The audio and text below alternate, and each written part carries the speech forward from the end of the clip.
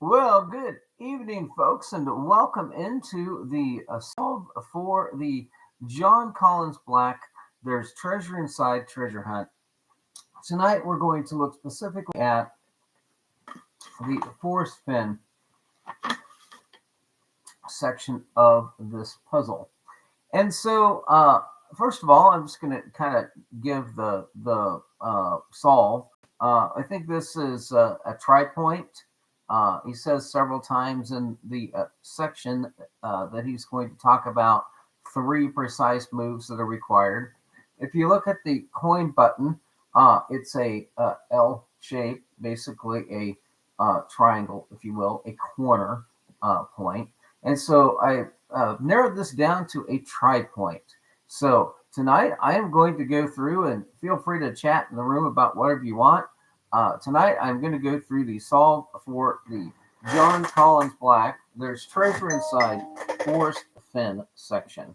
And so, first of all, I'm going to point out some of the things in the text that I think were important. So, first of all, you look at the box itself. The box itself is a hobnail box.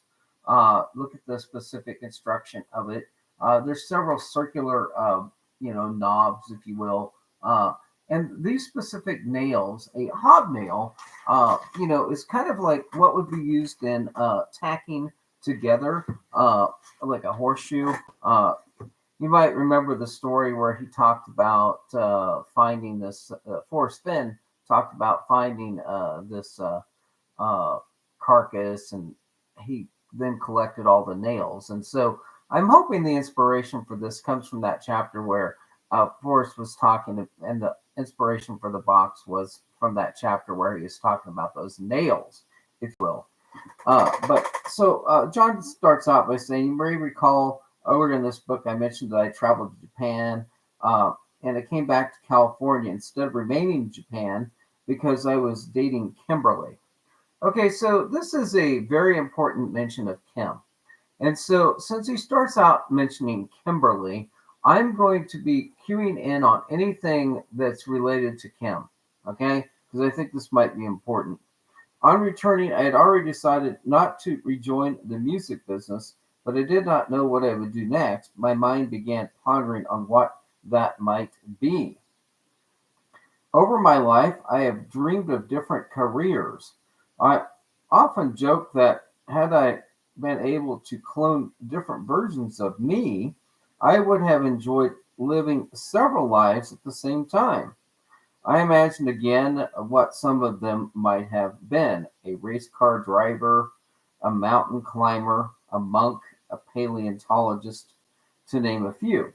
So I think that if we're going to be looking at specific items here, so a paleontologist, we've got to have something that's going to indicate a paleo culture thing. Perhaps, I don't know, dinosaur, who knows, discoveries of, of antiquities, somewhere there would be something I think would be important to look at. A monk, so we're probably going to have to find a monastery reasonably close to this particular location. And mountain climber, obviously, it's going to be in some sort of mountains. And the one that really confuses me is this race car driver. And I haven't came up with a good answer to the race car driver part yet. And maybe somebody will come up with it after we talk the solve. So, moving on. Some of these options now required a much younger body. Others demanded a lifetime of commitment. I preferred something I might ease myself into. At some point, I asked myself, what about being a treasure hunter? This idea had always been on my might to do if I had an extra me list. I think we're looking for a hyphenated name of a town or community or a place that has a hyphenated name, such as like No Man's Land, hyphenated, No Man's Land, if you will. So I think the hyphens that he's using here is to point you to a location on a map that is hyphenated. Um, I let the words rest on my lips, and I closed my eyes and I envisioned this life. I saw a regal sea vessel cutting through the water. There I was, standing steadfast on the bow of that ship, facing windward. Okay, I actually truly believe this is a direct reference to the character Jack Dawson in the movie Titanic. Where do you come up with this language and this image of a man at the front of a vessel, with his face out to the wind? It's from the movie Titanic. It's got to be Jack Dawson.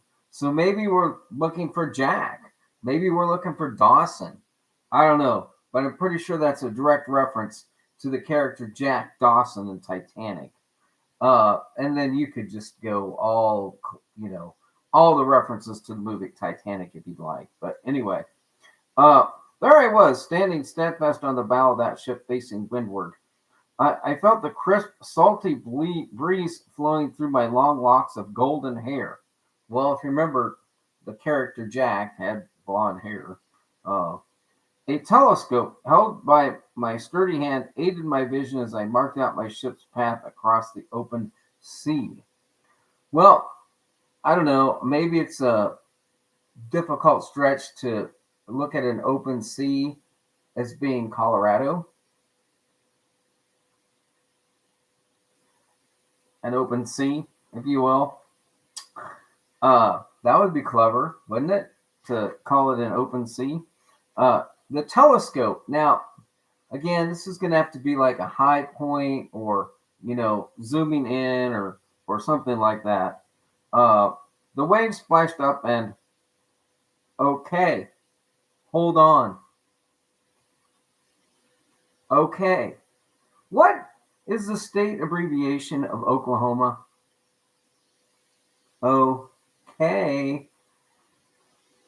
Hold on. Daydreaming is fine, but there were some practical matters to consider. Not the least being I'd lost any golden locks years ago. Well, I think this is just pointing to some baldy, like a baldies. But a baldy occurs almost everywhere in the mountains. You can go almost everywhere in the mountains and you will find a baldy of some sort. Realistically, I attempted to piece together how life as a sunken treasure explorer might actually work. I need a ship needs a crew who can sail it. I still had my captain's license from years ago. So I think he's mentioning the word captain for a reason. I don't know if this is El Capitan, anyway, or some other thing. But there was no way I would trust myself alone at sea. I'd certainly need some kind of special sonar equipment. That was a big deal. Then I also needed an actual treasure to hunt for. Ha! An actual treasure. That complicated things even more. I certainly didn't want to get a crew and a ship and a special equipment unless I was confident there was an actual physical treasure to be found. So how would I learn about all of these things? Google, a voice replied from the heavens. Now, I don't know where you specifically put Google on a map and this whole Colorado, Oklahoma, New Mexico tripoint. I just got it. The telescope. When he mentioned a telescope sits on a tripod, and we're talking about a tripoint. I gotcha. I figured sometimes I just figure things out by talking. I spent the next week researching shipwrecks, oceanic law, sonar equipment, successful treasure expeditions, and failed ones. I took notes, wrote down questions, and calculated budgets. One thing I was becoming clear, it was going to take a whole lot more research, a lot more time, and a lot more effort to move forward with this nascent plan. So, in a moment of pause, I decided to search for something a little different. I typed "Unfound Hidden Treasure, United States" into the search bar. I was surprised to see several similar articles pop up. Their titles all contain some variant of the word Forrest Fenn and gold. They told the story of a man named Forrest Fenn, an art and collectibles dealer from Santa Fe, Arizona. So I don't know the A to Z There's got to be some sort of A to Z uh, thing in here. Uh, who, during a bout with cancer, decided to hide a treasure box with about a $500,000 of gold somewhere in the Rocky Mountains. He published a 24-line poem in a memoir that he said led straight to a treasure box. He hid the treasure around 2010. By 2016, thousands of people were still searching for it. Fenn's treasure presented an interesting proposition. This hunt would not require a ship or a crew. No special sonar equipment was needed. And on top of all that, there was verifiable evidence that the treasure existed and reason to believe that no one, no man's land, no one had found it. So I made a decision. Finding Fenn's treasure would become my new career. I wasted no time. I dove in. I read his memoir and had his poem. I looked over many years worth of archived treasure hunter blog posts and chat room discussions around theories and potential solutions. I zoomed in on Google Images. I pored over physical maps. I watched every moment of every Forrest Fenn interview I could find. I read Forrest's online Q&As and other books he had mentioned in his memoir. It was a blast. Okay, well, I would like to combine Blast with Dawson right now and do a blast at Jack Dawson. There's famously a place called Dawson in New Mexico, and the mine blew up and people were injured from all over the place. And immediately just take off and go look for the Forrest Fenn part of the John Collins Black Treasure in Dawson. But I've already discovered Chem, and I've already discovered OK, and I've already discovered tripoint, some other things. And so I can't just, but maybe I could use that information, or maybe there was a blast of another sort somewhere else. Questions swirled in my head. How did Fenn's mind work? How did the process information? What did his love of wordplay mean? So many curiosities turned over and around in my brain as I tried to dissect every possible clue that might help lead me to the treasure. Well, dissect. That is what a line does. A line on a map dissects something. So I think we're looking at a location where there are several lines on a map. Maybe the corner of several states, perhaps, is what we're looking for, is a dissecting line, if you will. I was fully engaged for months in creative investigative musings before I even left my house to go outside and explore.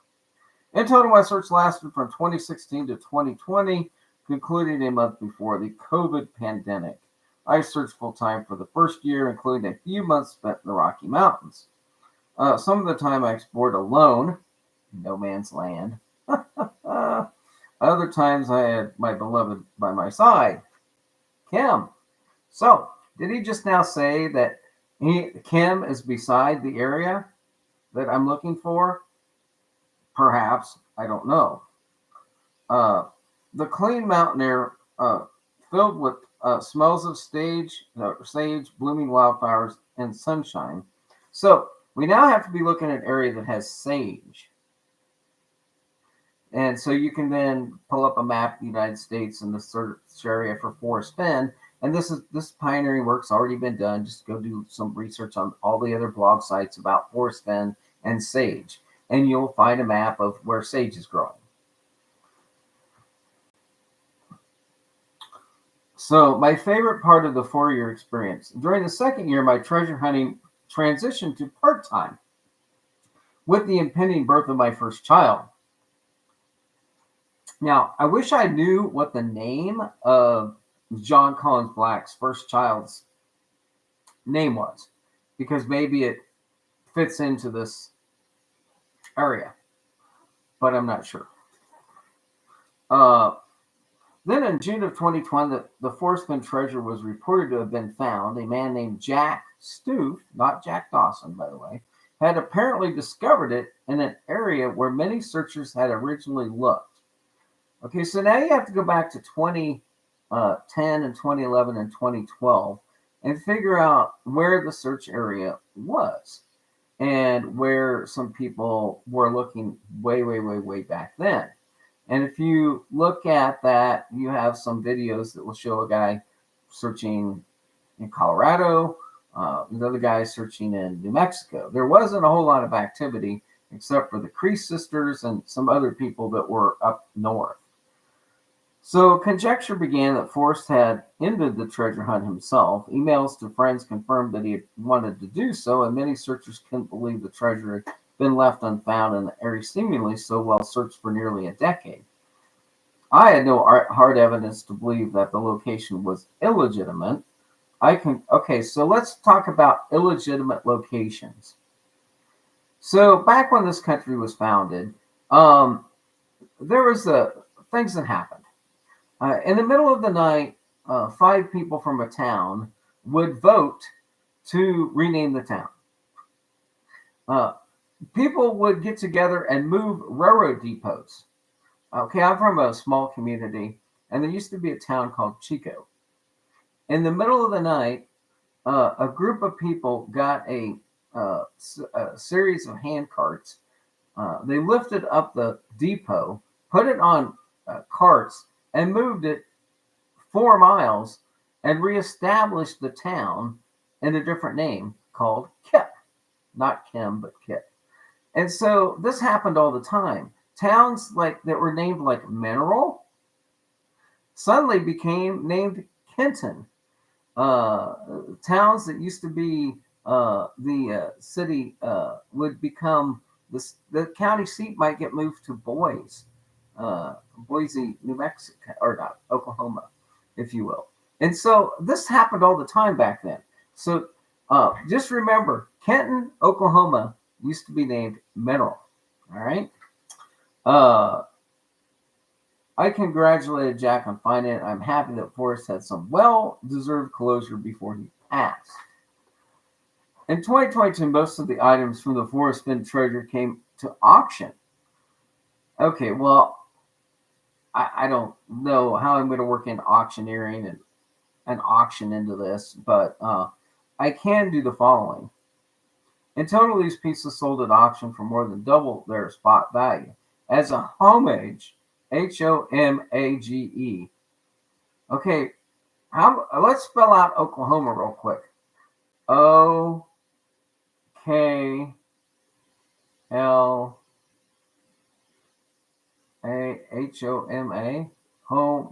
Homa, and the word homage has the letters HOMA. All right. Anyway, I could be stretching the truth there a little bit. So he acquired 4 items for this auction. Of these pieces I bid on and won in a 20,000 word autobiography left in a wax seal olive jar. As it turns out, this jar now happens to be in the most talked about and seemingly controversial item in the box. Forrest said that the jar contained contents that only he and the finder would know about, with the conspiracies abounding as to whether the treasure was ended on purpose or not. There even more mystery and speculation about what was left inside this jar. Jack chose not to open the jar himself, so I received the jar from Heritage Auctions in the original unopened state. Okay, what is an unopened state? What state in the United States is unopened? Well, do you remember Boomer Sooner? It was the opening of a state. All right, then I opened the jar. I believe I'm the only person besides Forrest Fenn who has ever peered inside this olive jar and held the real contents. After I was done looking over the items in the jar, I put them back inside and never opened this jar again. I think it's better not to disclose what I found. But I will tell you that there is more in the jar than just an autobiography, and I was surprised by what I read inside it. Okay, read. He just said read. Read. Okay? There's a town called Chorizo. There's a river called Chorizo. It means read. Anyway, whatever. For this solve, I asked Seth to make a more traditional treasure box. His design is influenced by popular hobnail safes. I already talked a little bit about hobnail. This is a one-of-a-kind hobnail box, steel, carbon steel 01, and carbon steel 1075. Like all our treasure boxes, this one is a puzzle box. It requires 3 precise moves, or maybe it requires 3 precise states in order to open it. And so we have a picture of the elbow. So you have the elbow. It's a corner, right? It's a corner. So I think we're looking for a corner. And there's a nice O right there, right?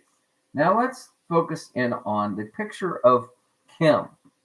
Okay, so Kim is right behind Black, right? So you've got Kim, and then in the foreground in large, so Kim is smaller, pictured behind Black, right? So you got Black in front, and then you got Kim positioned behind Black, right? And Kim is smaller than Black, right? Okay, so now is where we continue with the solve idea. Going to finish up reading the chapter. So there's 3 precise moves to unlock it. There's instructions on the box in case you need them. There's no reason to damage the box by forcing its entry. There are 3 additional items. This is the second time you mentioned 3.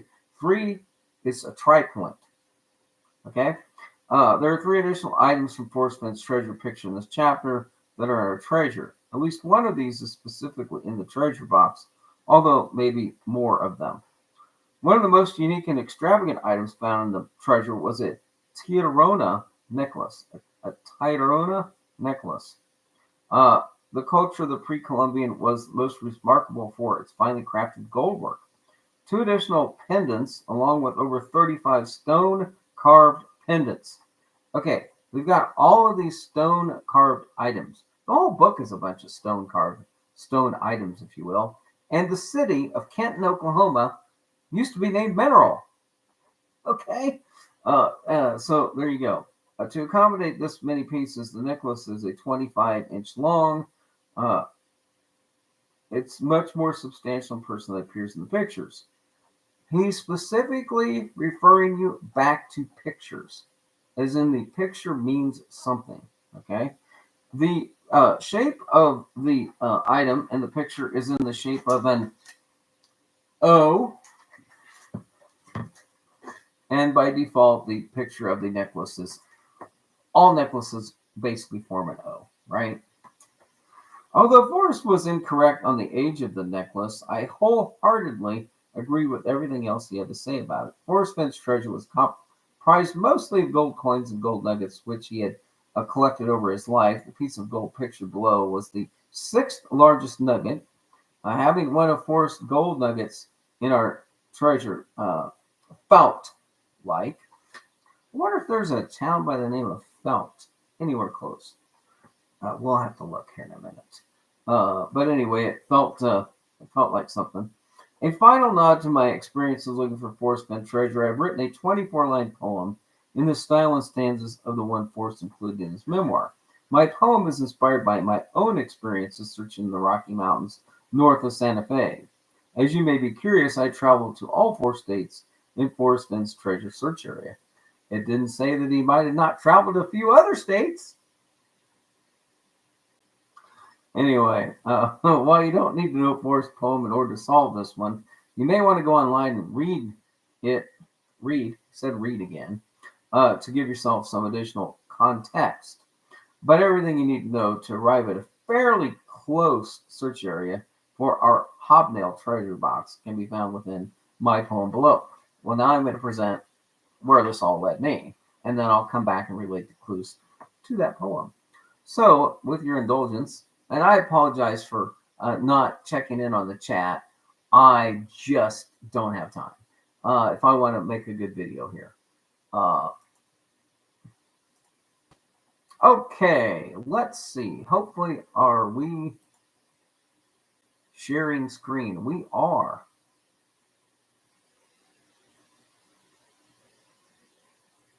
This information, considering we're talking about John Collins Black, brought me to the Black Mesa.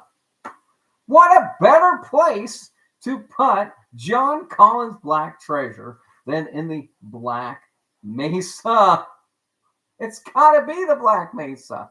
Okay, so it's a mesa located in an area covering Colorado, New Mexico, and Oklahoma.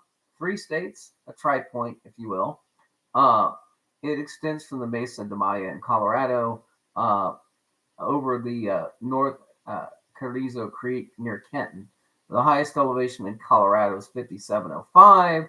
The highest point in the Black Mesa in New Mexico is 5239. And in Oklahoma, it is actually the highest point in the state of Oklahoma. And it's known as a geological wonder, if you will.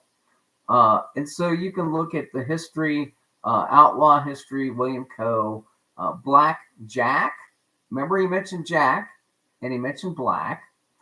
Jack Black Ketchum. This is where the robbers' roost was, and this was all considered a quote-unquote no man's land at one point in time. It's situated in Cimarron County in the Oklahoma Panhandle. The Black Mesa Plateau is part of the Rocky Mountains. I imagine many of people did not know that. Now, some features include the Old Maid Rock and Devil's Tombstone. Well, I'm going to resist a pun that I could put in there right now. But anyway, so here's a picture of the Black Mesa from a topo map. And if you look over here, this is the tripoint of Colorado, New Mexico, and Oklahoma. So this is the Black Mesa. Here is the tripoint. And the rest of this is just going to tell you about what the Black Mesa is. So there is that. All right, so next, I want to talk about the Preston Monument. So let's go and do another share screen.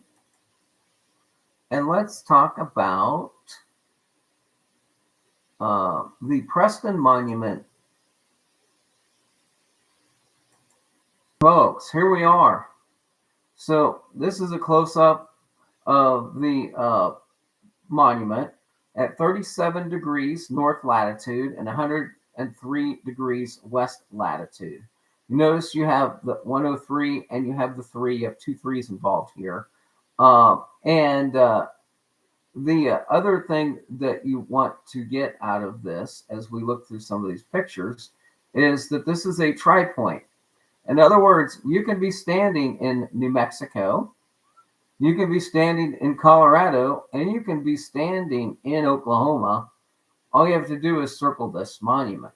Now, take particular interest in the back of this. Here is this little round point in the back, and I think when you read the poem, you'll understand what that round section meant. I already uploaded these photos. Okay, full disclosure, I'm using this source because all the pictures I have I took at 10 o'clock at night. It was pitch dark.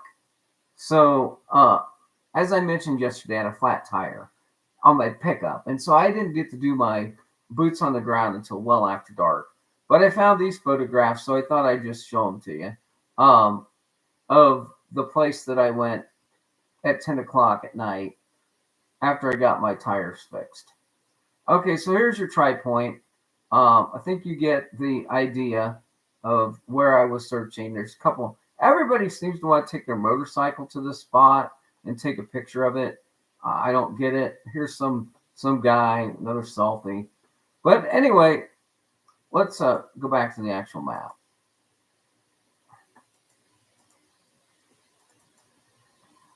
Okay, I need to go back. I want to go back to this. Well, that's not what I want. I want this. Okay, well, here we go. We can look at it this way. So here's my Preston Monument, the tripoint, and the way you get to the tripoint, I probably should make this bigger. I have to click on this. Let me make this smaller.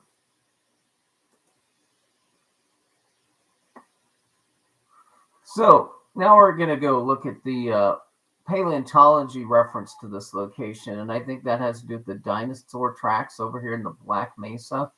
Uh, the way you get to the tripoint, um,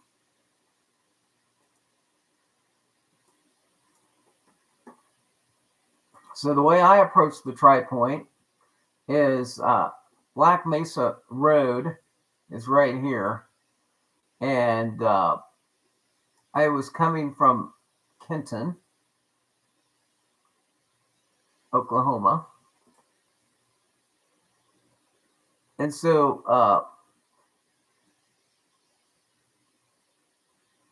I was approaching, and you've got and this is the North Carrizo Creek. This is Blacksmith Creek, if you will. Um, a blacksmith would really like to make a hobnail, I think. Um, I don't know. I might have been looking for the Forrest Fenn relationship to the map's edge because the Tucker Reservoir's like right here. I didn't go look at the Tucker Reservoir. I just went up Black Mesa Road and I ended up at the Tri-Point. And as you can see, when you're out in this country, you've got to plan your route. There is no place you can go. You cannot go over here. You cannot go over here. You basically have to come back the same way you come in. Here's the wedding party rock formation. Here's a replica of a brontosaurus, and I think these are the references.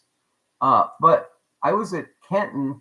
I went to Kenton, and like I said, I took the Black Mesa Road. But then you have to backtrack all the way to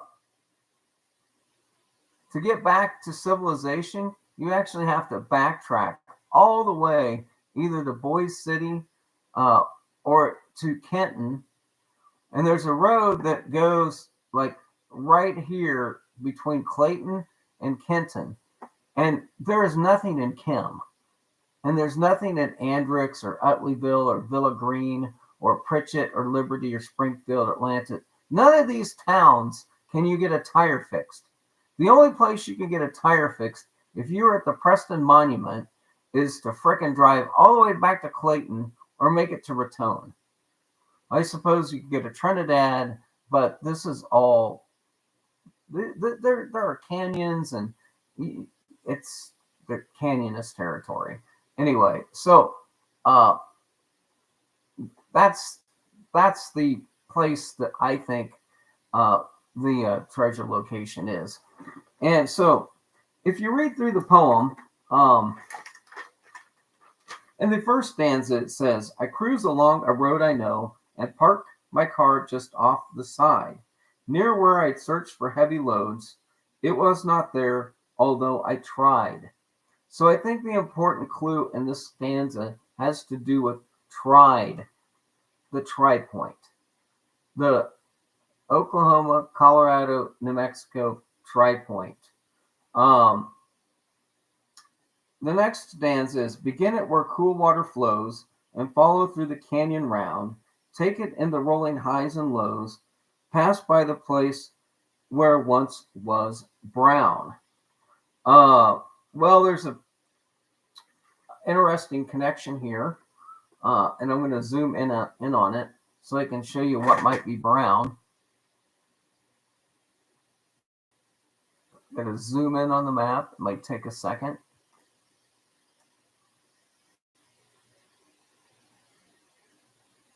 There's the North Canyon, by the way. And when you get to the Nye, I think you'll understand the North Canyon a little bit better. But I need to find the feature.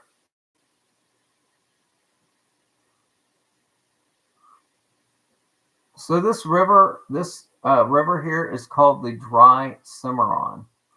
And so it was once brown because at one time the water would flow brown in this river. Hey, there's Elmore Canyon. Well, anyway, it once was brown, but it's no longer brown because it hardly ever carries any water. So anyway, the second stanza, I believe, leads you to where the cool water flows, and it was once brown. From here, you are more on your own. The path is always drawing nigh, and I think that's this North Canyon. Nigh meaning north. The compass points now towards the home, and this is where I'm saying home is Oklahoma, and it points you to the home. The other thing is that the compass, the tripoint, as I pointed out earlier, no pun intended, actually has the geographical coordinates, and that would be where you could get your compass. Okay, the warm water solve came from the airplane pilot in the recent documentary where it was 37 degrees. Well, 37 degrees would be cool, right? So I'm thinking that the compass reference has to do with the side of the marker. So on one side you have 37, and then on the other side you have the one whatever it is. And so now you're at the marker, and now you've got some more work to do.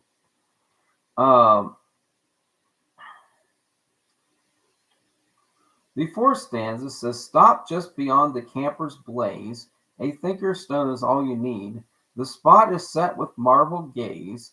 A white mark shows upon the seat. And I'm thinking that this might just be a reference to the Sheep Mesa, the Cotton, or the Whitby Canyon. So I think the white seat, in relationship to the Preston marker, is the Whitby Canyon, Whitby Canyon. And I don't know if that'll come up. I gotta get zoomed in pretty close to get that one. So I think that directs you to the canyon. Near here, it's nestled all in dream. Well, that could be the Cotton reference right there, I guess. I've other treasures left to hide. I'll miss the golden bending stream, but I must go back to my ride.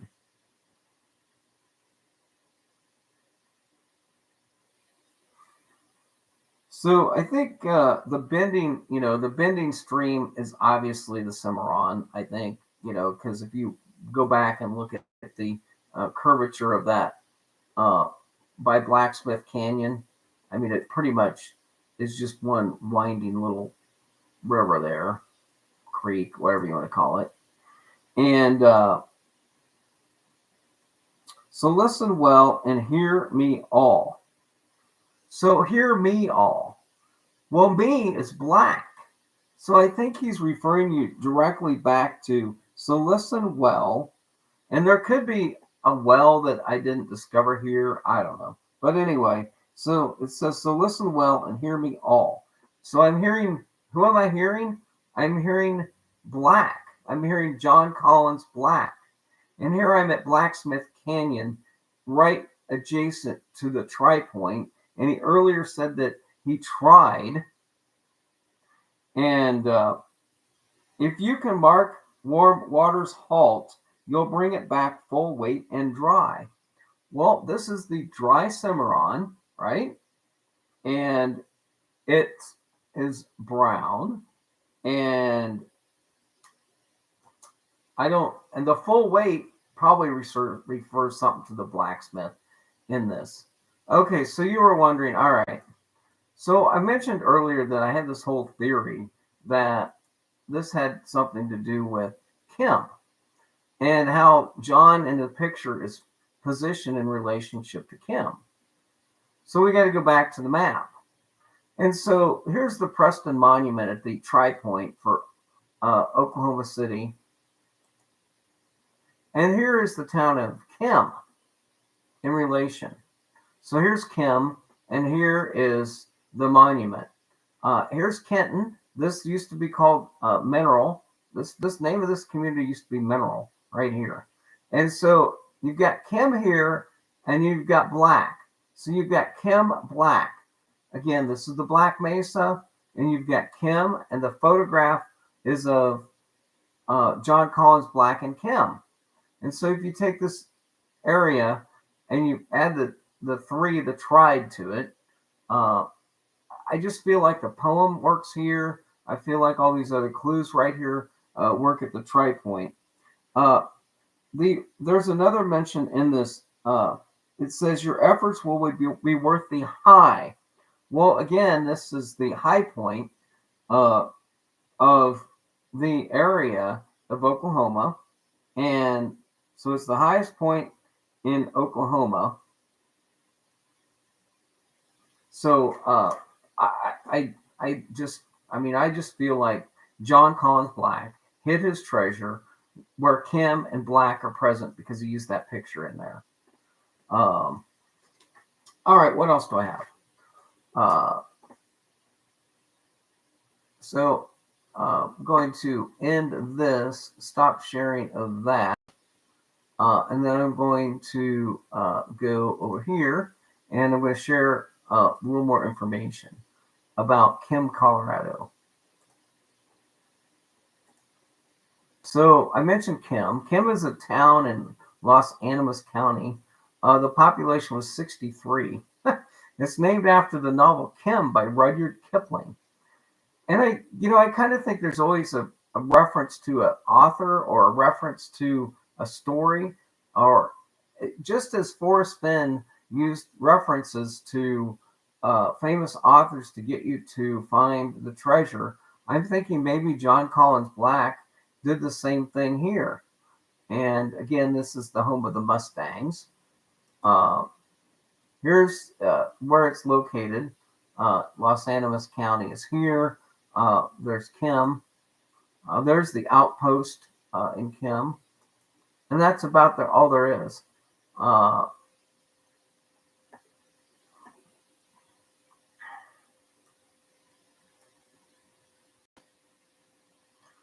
right, the next item that I want to point out is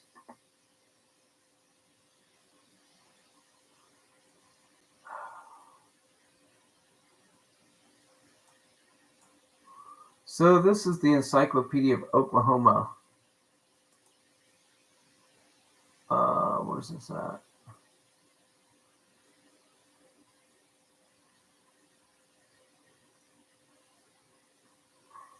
Oh, did I lose this one? Well, we'll look at Kim the novel instead. Okay, so Kim. This is fascinating, and this has probably nothing to do with the treasure, but I'm going to read this because it's hilarious. Kim is a novel by Rudyard Kipling, published in McClure's magazine. The book presents a vivid picture of India, its populations, regions, and superstitions, and the life of the bazaars and the road. The story unfolds against the backdrop of the Great Game, which is the political conflict between Russia and Britain in Central Asia. It popularized the phrase, the Great Game. The story is set after the Second Anglo-Afghan War.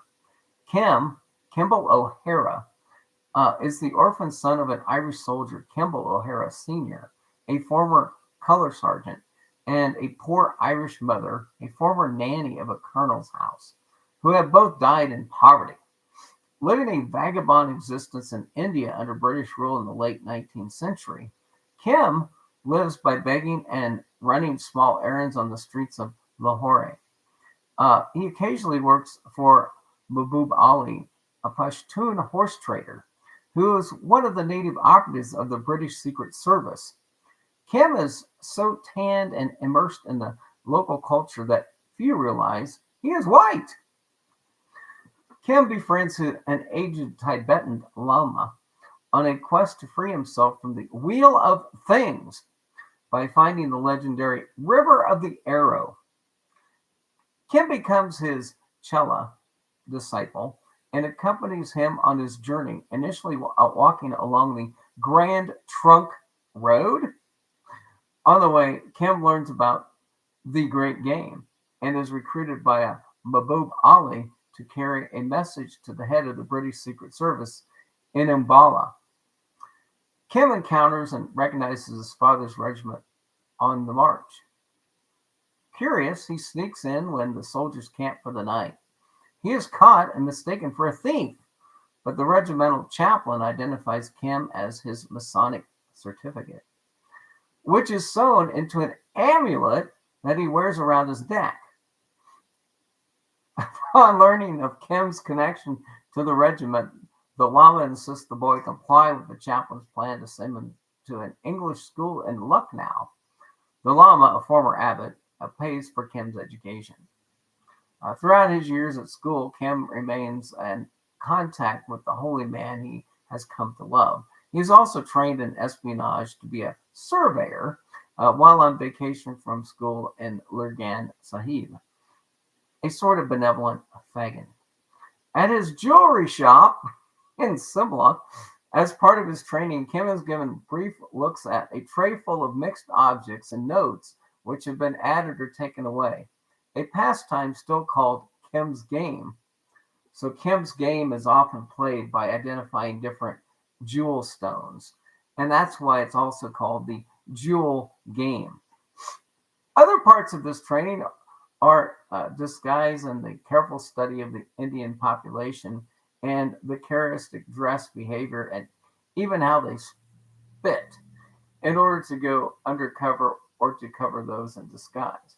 He also accompanies Mahbub Ali on one school break when he proves apt at spying on and evaluating how to capture the city of Bikaner. Mahbub Ali persuades his superior, skeptical Colonel Creighton Fenn, that the boy is ready. After 3 years of schooling, Kim begins to take part in the great game, joining the Secret Service at 20 rupees a month. Kim rejoins the Lama at the behest of Kim's superior, Hari Chandra Mukherjee. They make a trip to the Himalayas so they can try to find out what a couple of Russian intelligence agents, one Russian and one Frenchman, are doing there. Kim obtains maps, papers, and other items from the Russian agents who are working to undermine British control of the region. Mukherjee persuades the Russian agents to hire him as a guide.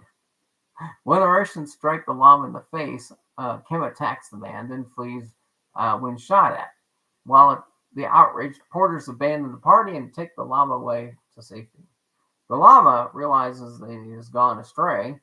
His search for the river of the Arrow should be taking place in the plains, not in the mountains. He orders the porters to take him back. Here, Kim and the Lama are nursed back to health after their arduous journey. Kim delivers the Russian documents to Hari, and the concerned Mahbub Ali comes to check on Kim. The Lama finds his river and is convinced that he has achieved enlightenment.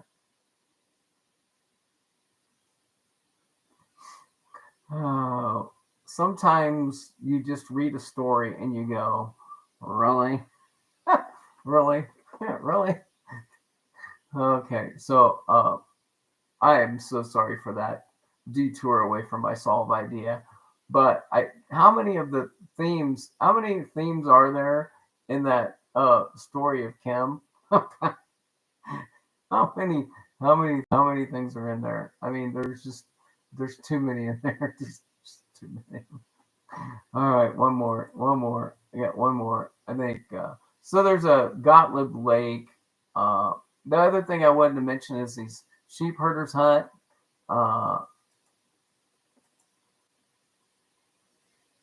So you'll find these stories like discovering a hidden sheep herder hut at Lake Carl Etling. And this is basically, look at this rock. These are what you'll find in the Black Mesa State Park in Oklahoma. But again, here, look at the sheep herder wall.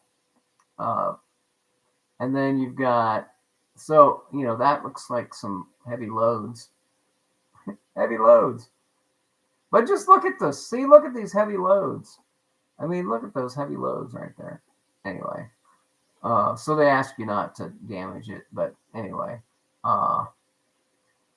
there's that. Okay, we need to talk about. I could not find the family history of Carl Gottlieb Eltling. It wasn't that important, I guess. I talked about the history of the hoodoos. The three sisters are geolog. Oh, I got to go back over here and do a stop share, and I got to share again. I changed on you. Which one am I on? Okay, so there's the three sisters is a formation in the Black Mesa. Here's a view of the Black Mesa in 2005.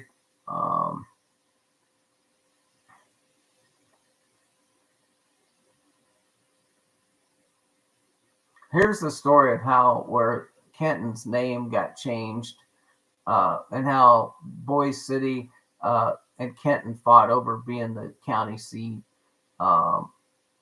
That's in this story.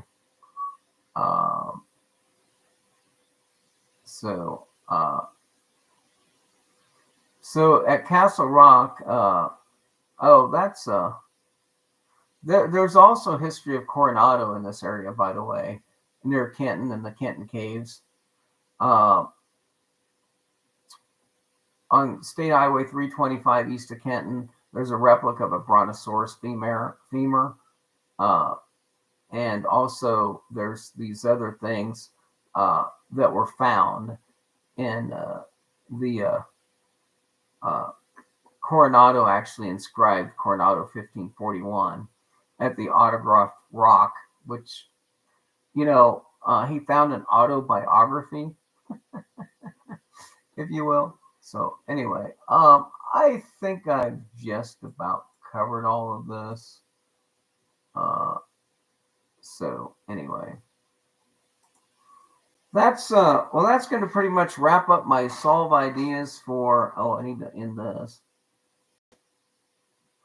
So that pretty much wraps up the solve that I came up with for the Forrest Fenn box on the John Collins Black treasure hunt. I will go back and read the comments and put some replies down at the bottom, since I wasn't watched that. Tigger asked, do you really think that was his thrill of the chase search area? I don't know. I just think that here's what I think, Tigger. If my name was John Collins Black and I had a wife named Kimberly and I wanted to honor my significant other, I would make a puzzle that the answer to the puzzle was Kim Black. That's what I think. And it encompasses two of the search states. It encompasses both Colorado and New Mexico. And so I didn't look in Oklahoma. The clues to the puzzle could be in the state other than the one that the treasure's hidden in. That's the cleverest way to put together a treasure. You look at the little medallion, and it's got the angle of a point and a circle around it, and it's an elbow. That's basically you get two of those elbows from Colorado and from New Mexico. And when I was out there in the middle of the dark, I ran across another twisted piece of 1051 steel, 1081. So I found another piece of steel out in the desert.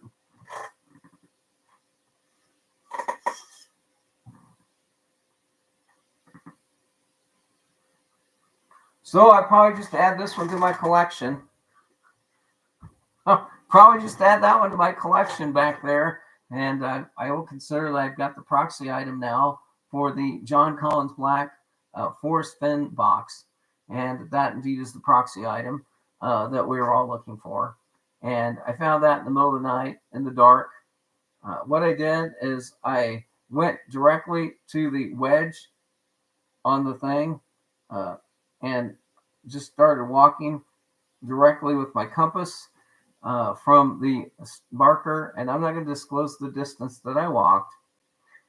And because I don't know if I was on public property at that point, private property, Indian land. I have no idea what kind of land this was because I had a flat tire earlier in the day.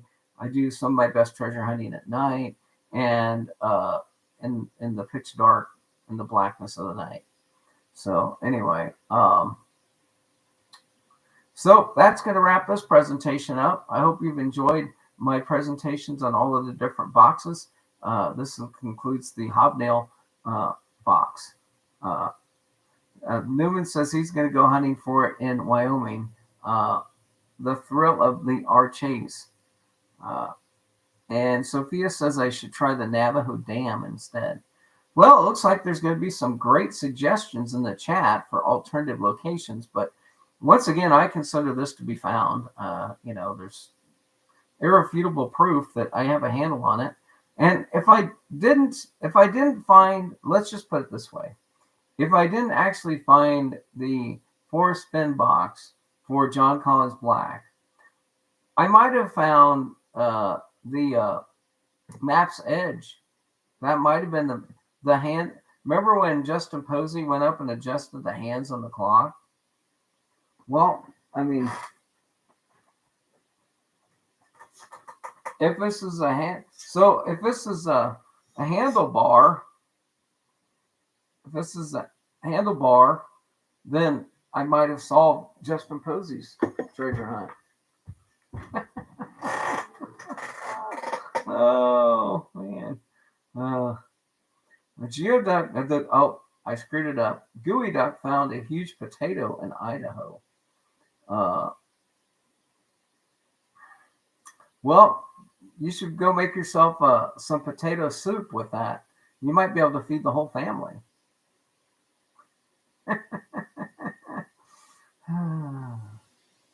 57-minute presentation on the tripoint.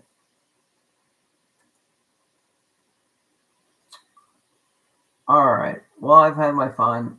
Thanks for joining in. I will be leaving this one up and categorizing it as the solve for the Forrest Fenn box. Let me go back through the chat. See if anybody's got anything good in there. Wow, not much chat tonight. Well, I'm just going to read it. Newman says folks need to rethink JCB. Newman thinks there's a good thing. Tigger told me where the Pokemon box was. Jeff says the Black Mesa's in the Navajo reservation in Arizona. Yes. In the book, he was in the woods at his search area. Oh, there's wooded area here too. I'm going to Angkor Wat exhibition in Denver on Tuesday. Wow. Let me know when you drive down the street.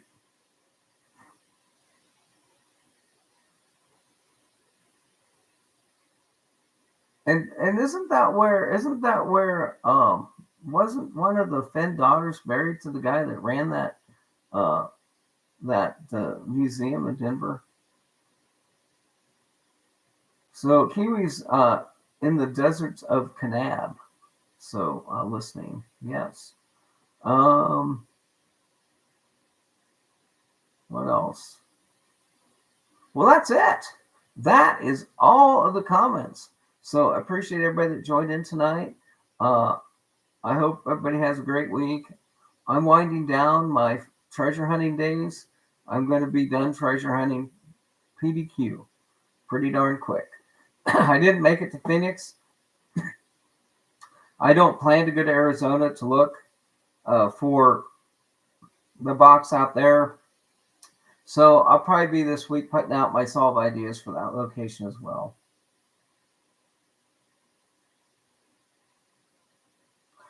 The gooey duck says that I will be able to find them easy on the highway off ramps during harvest season. Yeah, that's always my problem. Everything happens during my harvest season. Um, well, those potato trucks, they just have a belt. To unload a potato truck, there's a belt, a conveyor belt that kicks those potatoes out of the back of the truck because they don't have a hoist to lift them up. They just have a belt.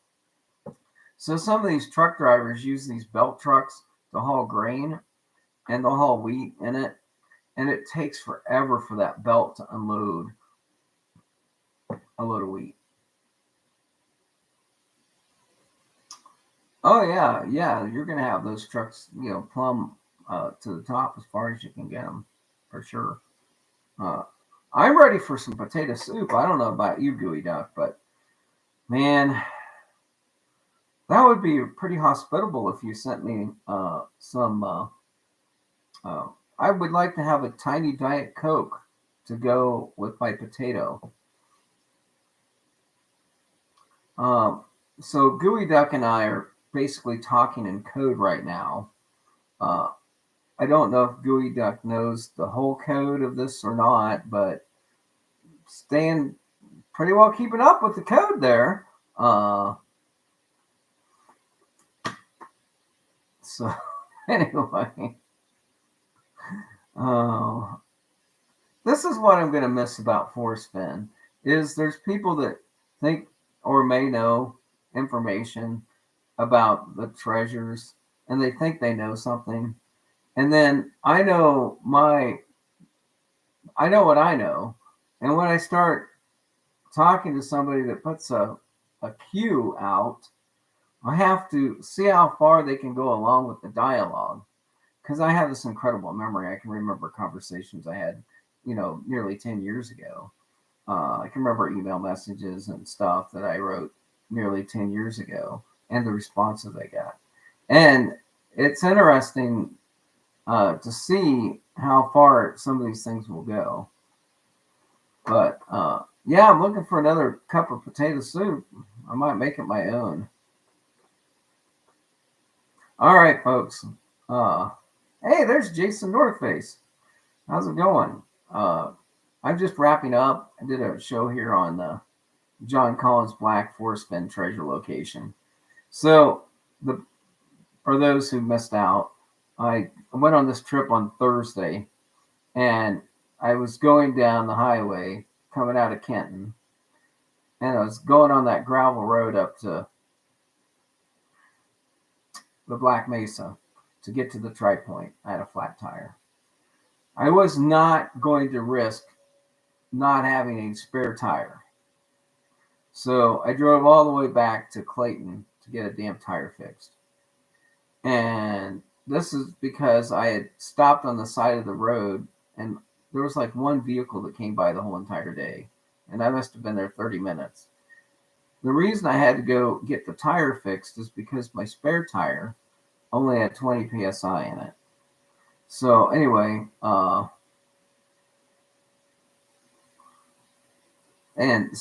I got my tire fixed and then went back. Gooey Duck says, you made a fake basic log in for your school. You made a fake basic login for your school. Yeah, you must have caught that on a previous video where I talked about it. Yeah, it was like the first year, and there's two TRS-80 computers in the computer lab, and I was taking Introduction to Computers and Computer Programming in high school, and we had two Commodore VIC-20s maybe were the other two machines. I think they were Commodore VIC-20s. And we were being taught how to do for next statements and all of this kind of stuff. And I made a program that looked like the basic program editor. So you could input all of your statements and build your program. But then when you hit the run button, it wouldn't quite work. But the biggest problem with this little gimmick thing was that there was a poke location for the escape key on the keyboard. and I could never get a recovery. So if anybody actually hit the escape key, they'd get kicked out of the program I was running on the computer. The computer teacher figured out I did it because I told the principal's son. I asked the principal's son at my high school, because he was in the class and he was a senior and I was a freshman, if he knew how to disable the delete key on the keyboard or discover the poke location in order to bring back that keystroke to my program and not end the program. I did not become a computer programmer. But there are people out there that probably wonder how I know things. The gooey duck put a spare on a 2x4 that had a screw sticking out of it. Oops. Yeah, my spare was low. I luckily found it. A guy. I got his number, put it in my phone. I need to call him and thank him again. But anyway, yeah. Well, I get the asterisks give me some applause or a wave. All right, folks, that's it. Not going to make this any longer. I'll be back later this week doing my solve ideas for out there in Arizona. Thanks again. I enjoy everybody that comes over. I'll look into that Navajo Dam. But I don't know why I would look into it. I've already got the proxy item right here.